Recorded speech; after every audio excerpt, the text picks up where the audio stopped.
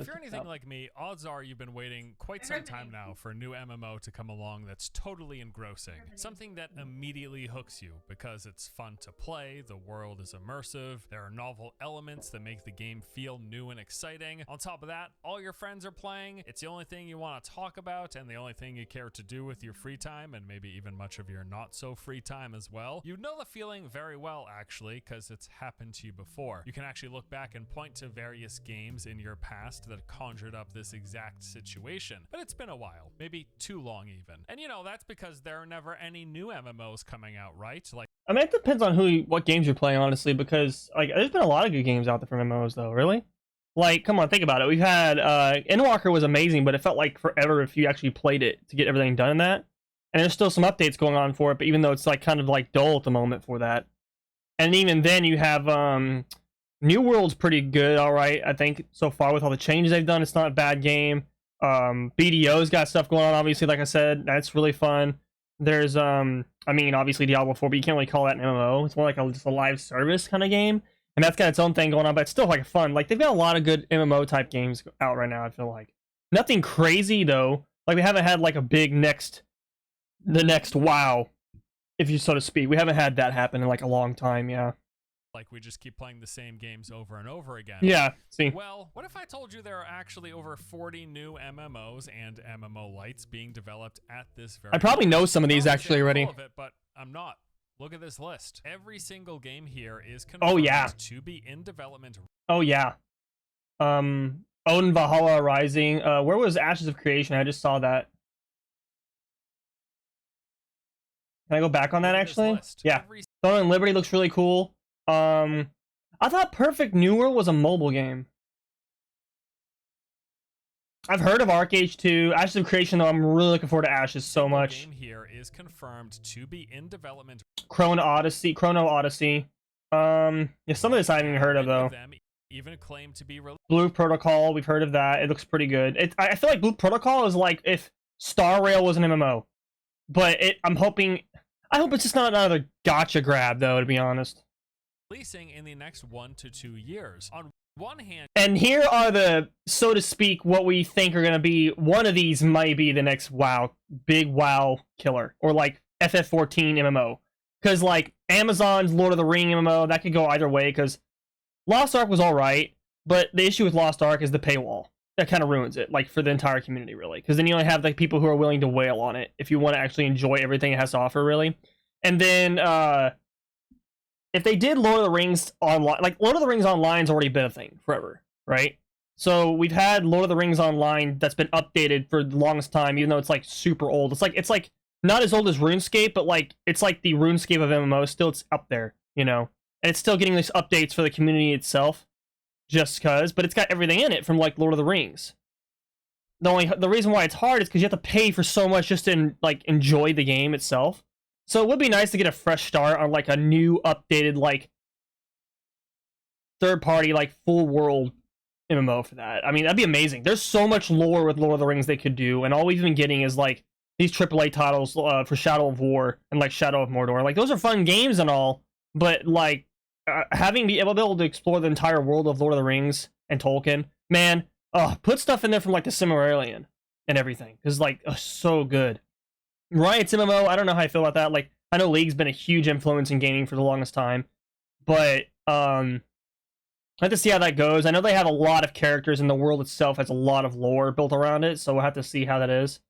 The funny thing about ZeniMax MMO is, like, it's been iffy when it comes to, they've had Elder Scrolls they've been involved with, and then, like, you know, what's going on with Fallout and stuff, and, like, I don't know, we'll have to see with that. Blizzard, I don't know. I feel like that's just their scapegoat way of trying to get out of doing WoW with what they fucked up everything on. And then this is interesting because the whole Sony Horizon MMO, like Horizon's incredible. So I wonder what, like, I guess it sparked their whole idea of doing Horizon because, I mean, look at the way the world is. It'd be perfect. It'd be really good. But yeah, like I said, you have to see how it goes.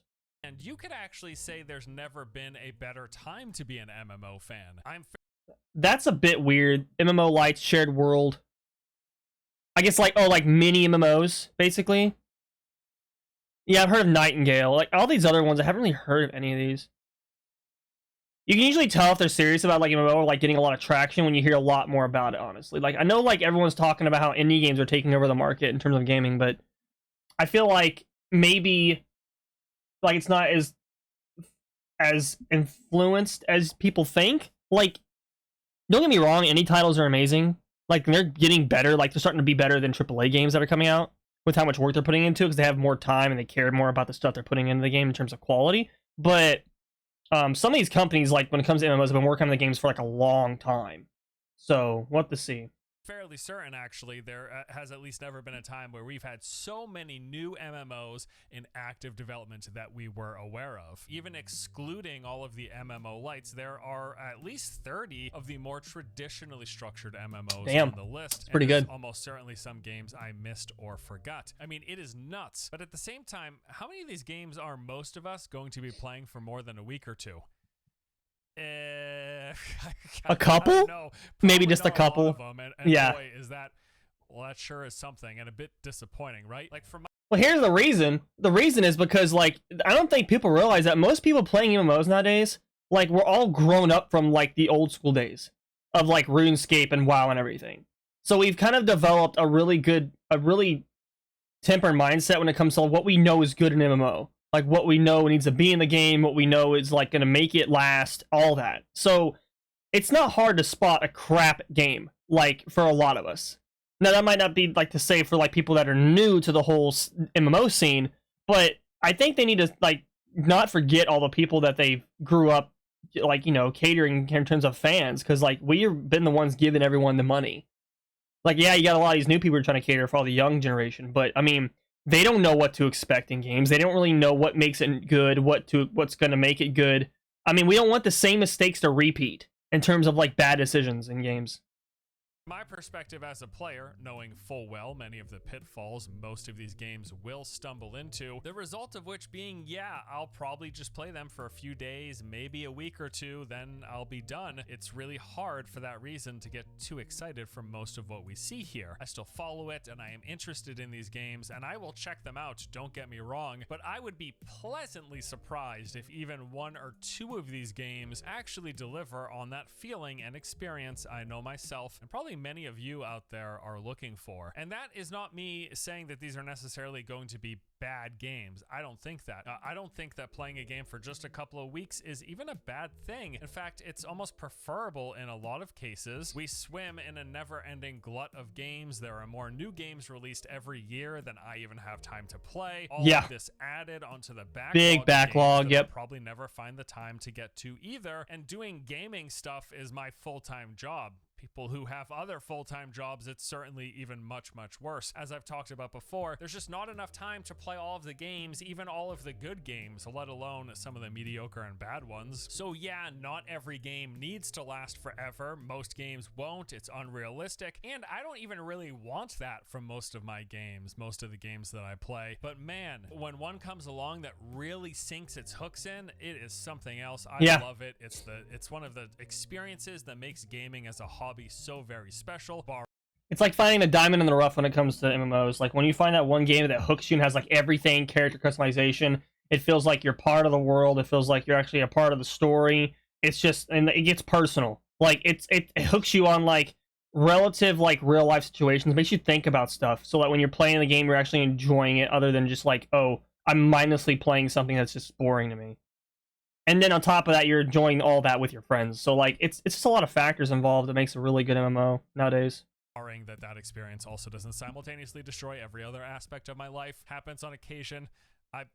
I've been there. Don't worry, guys. I get you. And you know, from MMOs, our expectation level is certainly higher than just a few days to a week, especially with how big and expansive these games are supposed to be and how long they spend in development. We go in wanting a lot more than that, but the fact of the matter is most things won't deliver that, and even if most games could, you would only play but a fraction of them. So we are just looking for those pinnacle experiences in gaming to come along. So realistically, looking at that list that I showed you earlier, yes, I don't expect many of these games will keep me around for very long. Most of this list I will play for a few days to a week to check them out, to have my fun or not have fun, and then I'll move on. Will any of them pretty much last longer than that?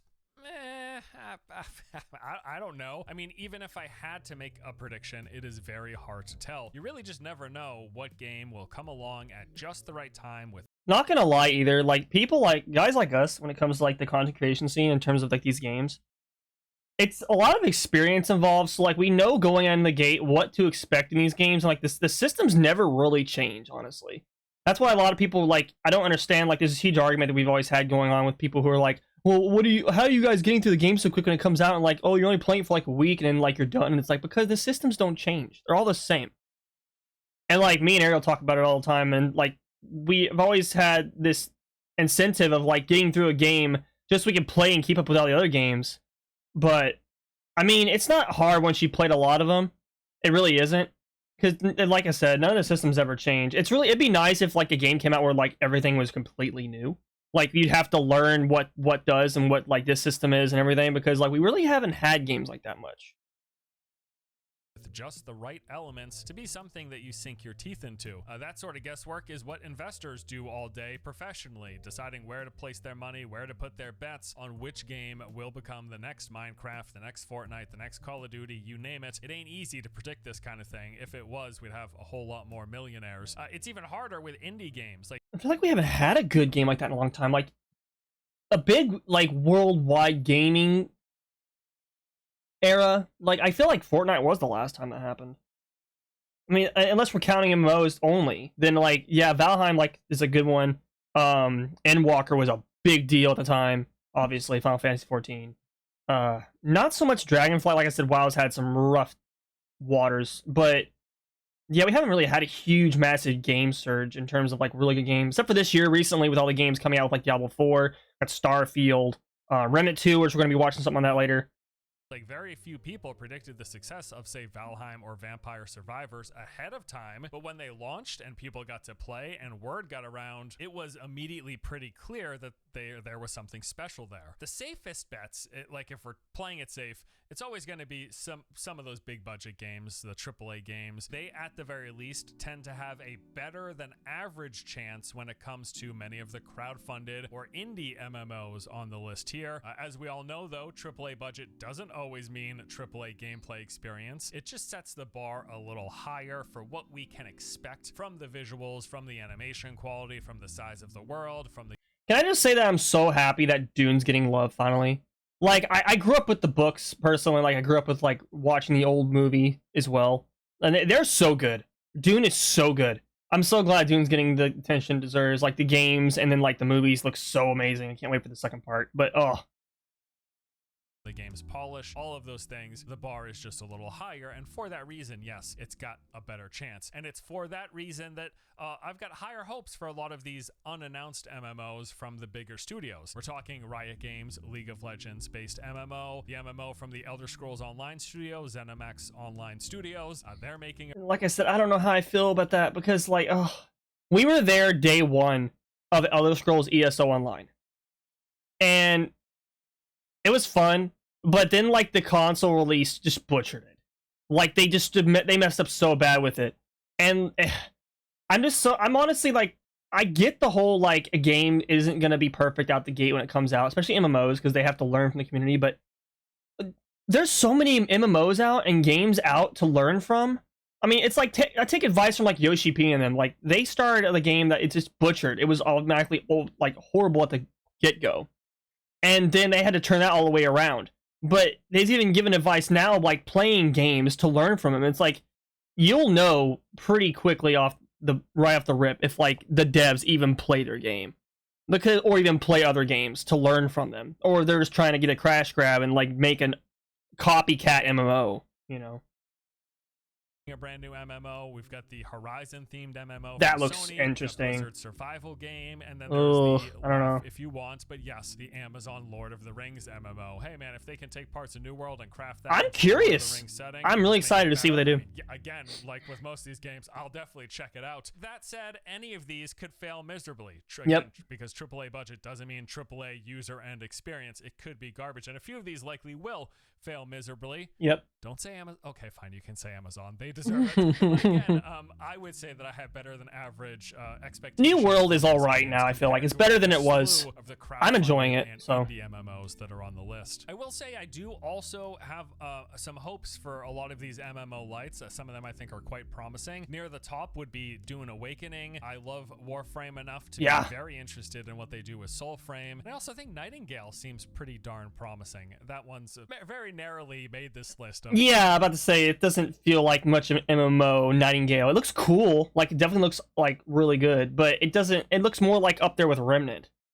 What we call an MMO. But anyways, but just about every MMO light actually that you see here, I am interested in playing for at least a little while. When it comes to that main list though, of those confirmed, more what we would consider traditional MMOs, ones that kind of live up to the general infrastructure and what we think of as a classic MMORPG like World of Warcraft and everything in that vein, that main list of 30 or so games, I mean, that is a massive grab bag. It's really hard to say. I do expect a majority of them will fall into the couple of weeks tops category. Well, obviously, of course, but like the thing that bugs me now with like everyone comparing everything to WoW, it's like, can we move on from the systems though? Like, just because a game that succeeded had really good systems, like those systems get really old and stale like after a generation. Come on. That's what I would expect, with maybe a few of them breaking through beyond that. But I don't have a ton of long-term hope for most of these. Ashes, man. Cannot wait for Ashes of Creation. Online MMO fanboy poster child that is Ashes of Creation. Even that, yep. I mean, I hope it's good, but same. I don't know. I'm really not placing my bets as of yet that it's going to be like a savior of the genre. It will be probably a niche popular game for at least a few months for that crowd. 1, 2, 5 years down the road, is it gonna maintain a sizable player base? Who knows? But who knows with most of this stuff? We're all, I mean, like, give it more credit than that though. Like, they've been really putting a lot of work into Ashes. A lot. It is all just guesswork, but I mean, I hope they're all good. I hope every game's good. Every game on this list, surprise me, please. All be amazing pinnacle MMO experiences. Excuse me. That's not gonna happen, but I would love it. So how do we get here? Like, seriously, we got a list of 40 MMOs, a good chunk of which launching in the next 1 to 2 years, and many of these games took, you know, anywhere from 5 to 7 to, like I said, over 10 years to develop, and I'm not expecting a vast majority of them to last me more than a couple of weeks of playtime. Well, there's a lot of reasons and a lot of ways and explanations to how we got there. I'm sure you've seen the slew of YouTube video essays talking about why gaming today sucks. The videos that basically more or less boil down to, hey, things were kind of better when I was a child and had fewer responsibilities. Well, yeah, no duh. That's because of nostalgia. This particular topic of gaming sucks today, I am not a full-blown doomer on this discussion point. I think gaming is still amazing, and in fact, in many ways, a lot better than it's ever been. Yeah, like, I don't understand people dooming on all the games that come out. I don't get it. I really don't get it. I feel like these are like, it's got to be people who literally don't play any other video game than like Call of Duty and shit. Like, because if you literally play other games and you like actually like stretch out your like your favorite list of games to like try to play even like some of the indies, there's a lot of really good games. Like even PlayStation games, like all the AAA platform games like God of War and like Horizon and, you know, fucking Cyberpunk. I mean, even that's like a good game now. It had its issues when it came out, but like Witcher, there's a lot of huge Steam games like that are out even that I can name off the top of my head. Shit. Oh man, I'm trying to think of some more. There's some coming out that are like Valheim, for instance. What's that dwarven game you can build, like, you can, like, kind of like Minecraft, but you're like dwarves on planets. Like, there's all kinds of stuff. There's all kinds of games, not to mention MMOs that are out. Like, I feel like people saying the games are horrible right now and they're not good, that's like a personal problem. That's gotta be something going on personally with people, and that's just something that they decided to, like, string their opinion on with all the games that are out. And they're in, like, a rough part of their life or something. Because that does not apply to, like, what's going on right now. Quality and the expansiveness of so many games. There's a lot of high quality games coming on every single year, and it's a real exciting time to play and be a fan of this hobby. And as I mentioned earlier, there are way too many good games that you just don't have time to play. There's so many games that people rave about, that people are obsessed with, that people play for years and years on end, that I've barely or never touched, and likely I know I will eventually go to the grave never touching a lot of these amazing games. So we can't say that gaming sucks because it's just an expanding library, except for the ones that get shut down. That's another video, right? I would say that in general, gaming is in a really good spot. But yes, in a lot of ways, many parts of it do suck, or at the least, gaming and how we approach gaming and the games industry, it's quite different than how it was when we were weak kinders. Games in general are different. If I were to try to distill it into like one sentiment, I would say that games used to feel like games developed primarily for the sake of delivering an experience to the player, which they would sell you. Yes, this was always a business. Typically, there would be a single upfront cost. Maybe later they would sell expansions. So yes, you had to pay, of course, but the game still felt like it came first for a long time, for much of my childhood and my adolescence, and even when I was a young adult. That's because the whole game came with like the whole disc and everything. Half the time there wasn't any DLCs coming out. The only time the DLCs were like announced is that the game even got Game of the Year, or even had a huge like fan base that wanted more, and you had to like beg for it. At the time, like people were so excited for DLCs for games. Sometimes they were free. You didn't have to pay for it. But then then they started charging you for it, you know, with like Fallout and Skyrim. But of course, those games were like originally it all came out like the whole thing. It was never intended to get more. So when you add more onto something that's already complete, you can't make it bad. Like it's already there. So I don't even get this shit. Many games today feel a lot more like they're just vehicles for monetization, with the hope being for like the MMO and live service genres that you will stick around and keep playing and paying more over time. Now sure, they still need to make a game that you enjoy, that keeps you around playing in order to monetize you further, but monetization being at the forefront of the entire endeavor, I think has left a lot of modern games feeling that very way. Like it permeates into the design and bleeds into the user experience. And this isn't some anti-business, anti-profit rant either. People got to get paid. It's how these things get made in the first place, even back in the day. But I will say that it did feel in the past like the games were being made primarily by people who loved gaming and wanted to craft their own unique experiences for other people who love gaming to enjoy. Now, though, because the industry is so massive, it's like the biggest entertainment industry bar none, right? It feels like most of the people involved in the endeavor of making games are just here for the buck. And no, I'm not talking about the developers at all. It's well known, in fact, game dev pays far below what most of these people could make if they went into other industries. I agree. But whatever their passion is for the hobby and for the craft of making games, it does seem like it gets pushed to the wayside when the higher-ups, the ones paying the bills, chime in to what sort of systems the game needs to have. This is why I've been trying to tell people, like, lately, when it comes to like certain games, not counting Diablo 4, because like we've been looking forward to a Diablo game for a long time, even though like Blizzard's been on like the rocks for a while because of WoW and like just the drama involved in the company in general. We've been looking at what company we're spending our money on for that game, because most of the time you'll know if the game's gonna be shit or not based on what the company's doing with their actions. You'll know like how the CEOs, like what plans they're taking, like how they're using their money for the company. Like, you gotta look into that stuff. Most people don't give a shit. So, like, most people will just spend the money on the game, not caring if the game's gonna be bad or good, shit on the game, and then say that it's horrible and that, like, oh, yeah, they're terrible, blah, blah. And then it's like, well, that's your fault because you don't follow up on, like, if the game's even gonna be good in the first place. You don't care about what happens with the company. So, like, it just drives me nuts that people aren't, like, paying attention more to stuff. Like, we would care more about what game companies are good when it comes to how we pick and buy our games that come out. So then we prioritize the companies that deserve it. What methods they need to employ to keep people playing. When they're hiring psychologists to develop these properly paced out intermittent reward schedules to keep us on that dopamine drip, to keep us playing, to keep us swiping the card. Boy, lots of fun, yeah? The systems games need to have, the methods they use to keep us playing, and how they're going to cash in on all of that. It is a I feel like games would be in a better place if they banned all the gacha and live service shit. Like, imagine if one day they banned season passes and stuff in games. I mean, Korea did it.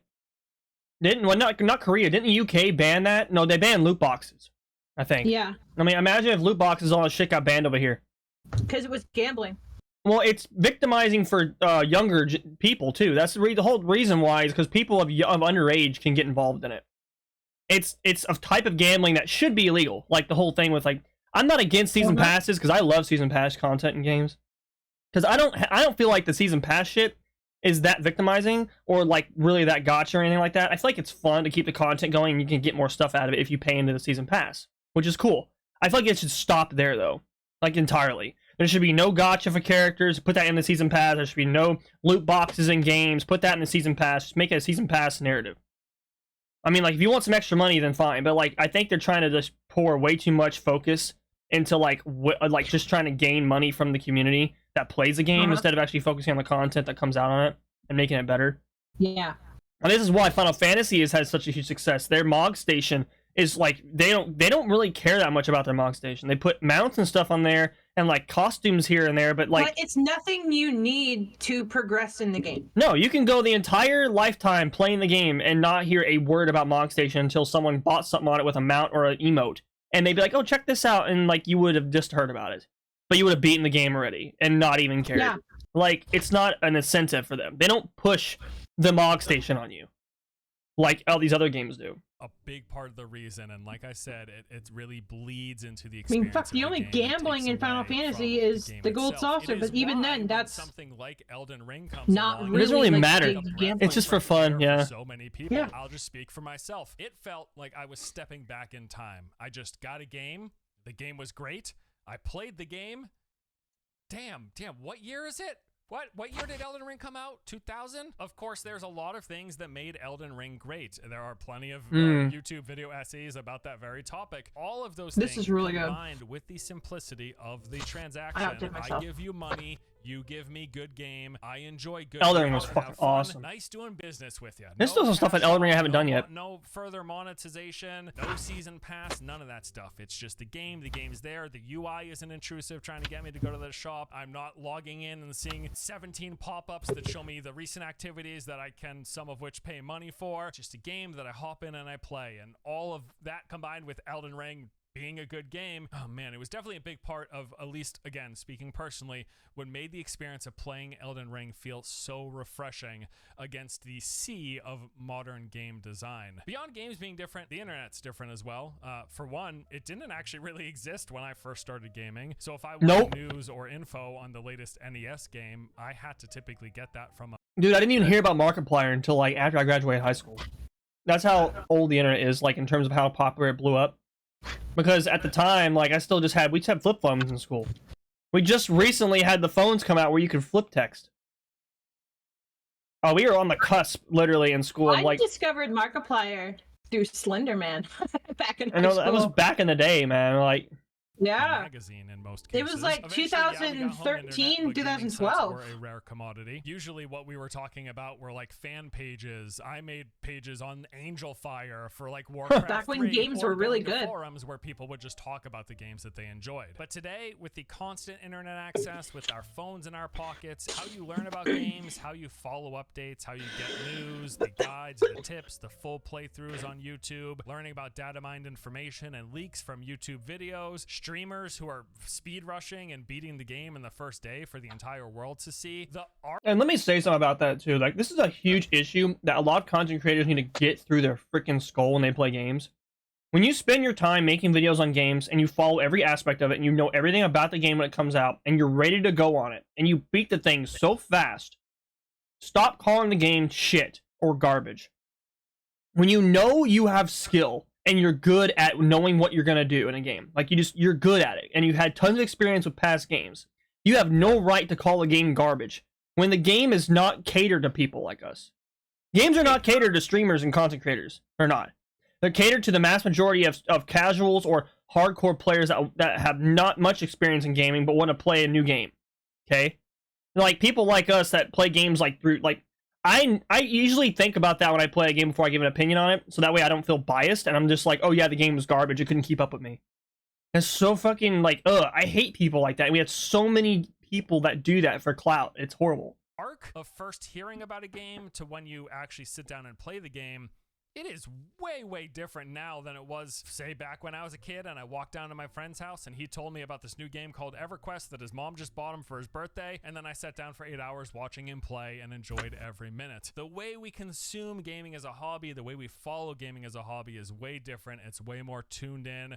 and it is way more oversaturated. And I Oh, think yeah. that also plays a big role to the enjoyment that we get the moment we actually get to sit down and finally play the game. But just as, if not even in many ways more important, in my opinion, is the fact that yes, games are different. The games industry is different. Yes, the presence of the internet is different.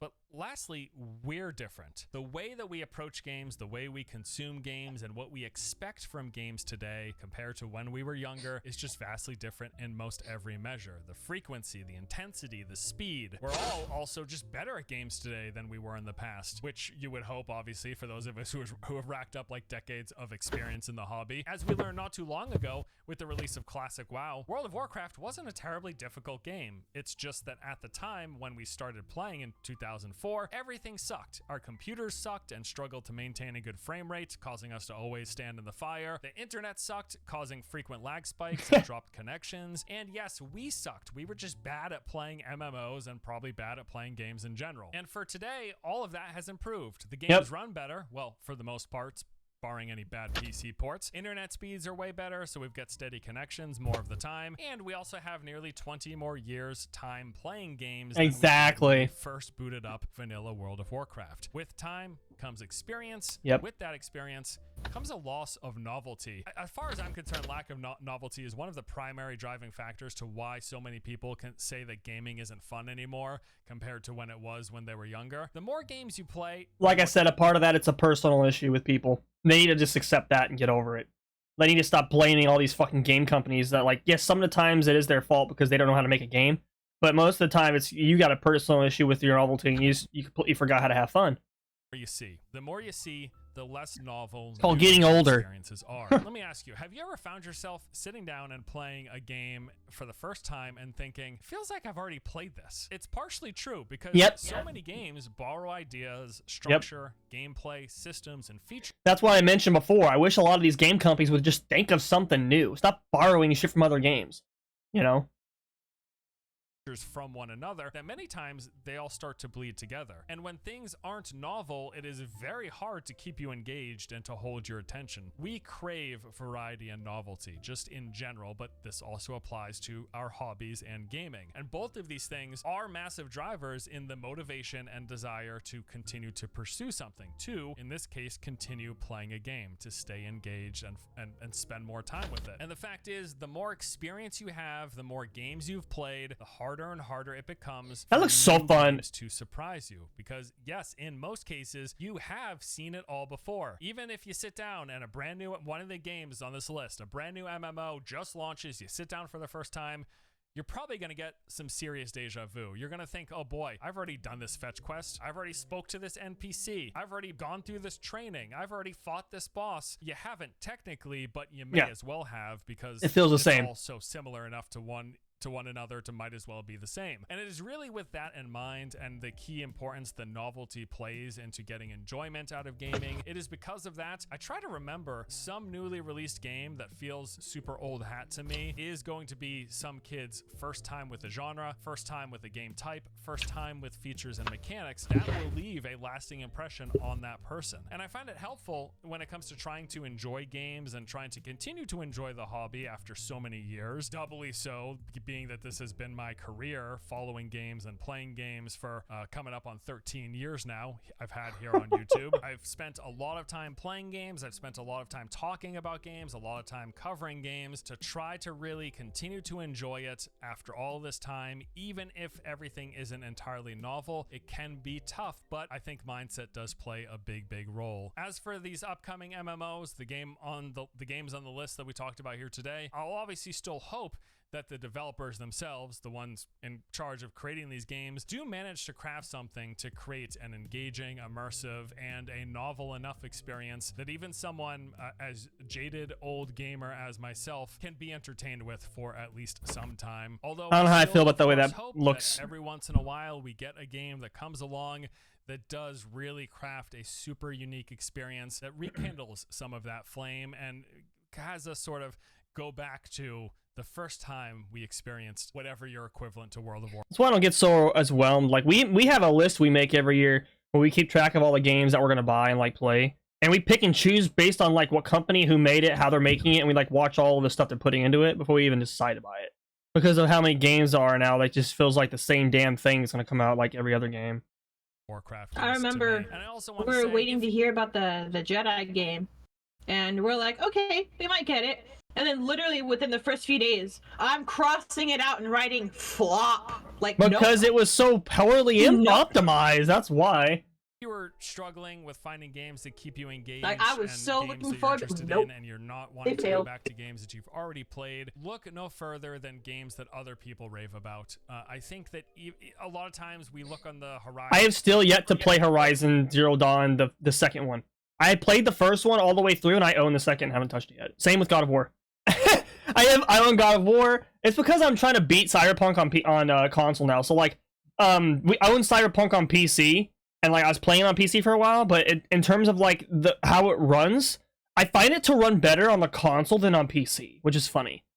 And like, it's amazing. I'm actually enjoying it a lot more on the PS5 now than I was on PC. Not because I have a bad computer. I have a really great computer, and I had mods on it. I think it's more so the fact that like every time I play a game now, I want to mod it if there's mods available for it.